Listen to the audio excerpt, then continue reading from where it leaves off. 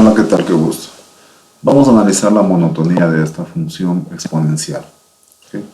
Para lo cual es un poco complicado trabajar bajo la definición de monotonía. Recuerden que la monotonía establece que si x1 es menor que x2 y f de x1 es menor que f de x2, entonces la función es creciente. Pero si x1 es menor que x2, entonces f de x1 es mayor que f de x2, entonces la función es decreciente. Bajo ese criterio sería complicado formar la función f si tengo la x en dos términos diferentes. Para lo cual hacemos el tratamiento en el cual buscamos tener la x en un solo término. Entonces llevamos a un cuarto como un medio a la x al cuadrado y hacemos un cambio de base que sería en este caso mi f de z, que en vez de un medio a la x pongo z, entonces quedaría z cuadrado menos z y más 5. Y le pasamos a una de las formas que ya habíamos trabajado en una entrega anterior. Decíamos que la función cuadrática de esta forma también podíamos pasarla a la forma de función de la abscisa y ordenada del vértice, ¿no es cierto? Entonces sería a por z más z del vértice al cuadrado más y del vértice. Pero recuerden que x del vértice o z del vértice, que sería la variable que estamos trabajando, sería menos b sobre 2a. Sustituyendo los datos de a y b, entonces tendríamos que el z del vértice sería un medio, ¿sí? Y el y del vértice, eso también habíamos deducido el día de ayer, 4ac menos b cuadrado sobre 4a, sustituyendo los valores de a, b y c, tendríamos 19 cuartos. Eso quiere decir que f de z con las coordenadas del vértice quedaría z menos un medio al cuadrado más 19 cuartos. Pero yo no quiero z del vértice, sino yo quiero x, ¿no es cierto? Entonces, o sea, no quiero f de z, sino f de x. Entonces sustituyo en vez de z por la variable original, que sería un medio a la x menos un medio al cuadrado más 19 cuartos. Ahora, yo quiero saber dónde va a darse el vértice, pero ya en relación a x, no en relación a z.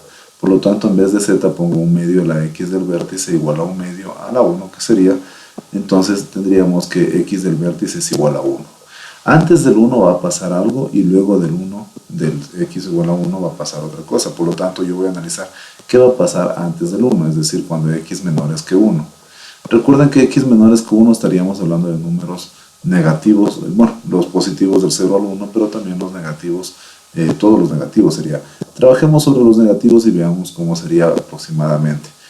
Hagamos cuenta que son dos números negativos muy grandes, entonces estoy haciendo la definición de monotonía.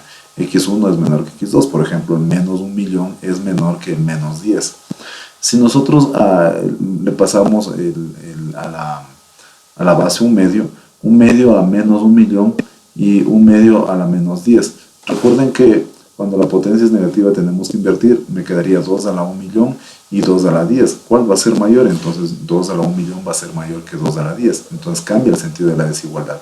Luego, como estamos hablando de dos números positivos enormes, cuando restamos menos un medio a cada lado, el sentido de la desigualdad se mantiene, porque este es un número muy grande y este también es un número muy grande. Entonces un número muy grande, menos un medio, y otro número no tan grande, menos un medio, entonces el sentido de la desigualdad se va a mantener. Como estos dos son números positivos muy grandes, entonces al elevarse al cuadrado se va a mantener el sentido de la desigualdad. Y al sumarle más 19 cuartos, se va a mantener también el sentido de la desigualdad. En definitiva, como estos f de x1 y estos f de x2 y el sentido de la desigualdad en relación a x1 que era menor que x2, ahora f de x1 es mayor que f de x2, decimos que en ese intervalo desde menos infinito hasta 1, la función f ha sido decreciente, ¿ok? Mientras que cuando x mayor que 1, estamos hablando de números positivos, ¿no es cierto? X mayor que 1, por ejemplo, pongamos el 2 y el 3, o el 10 y el 1000, qué sé yo. Recordemos que si yo tengo x1 es menor que x2, cuando elevo la potencia a la base entre 0 y 1 cambia el sentido de la desigualdad. Eso ya sabemos por definición de la función exponencial. Pero también podemos analizarlo mediante una lógica. Por ejemplo, si yo pusiera aquí x1 menor que x2 y un medio a la x1, que sería 10, y un medio a la 1000, por ejemplo. Entonces un medio a la 10 va a ser mayor que un medio a la 1000, porque mientras un número de 0 al 1, mientras más grande tenga su potencia, más pequeño es el número. Entonces cambia el sentido de la desigualdad. Pero bueno, cuando resto a ambos lados no pasa nada, pero este es un número muy pequeño.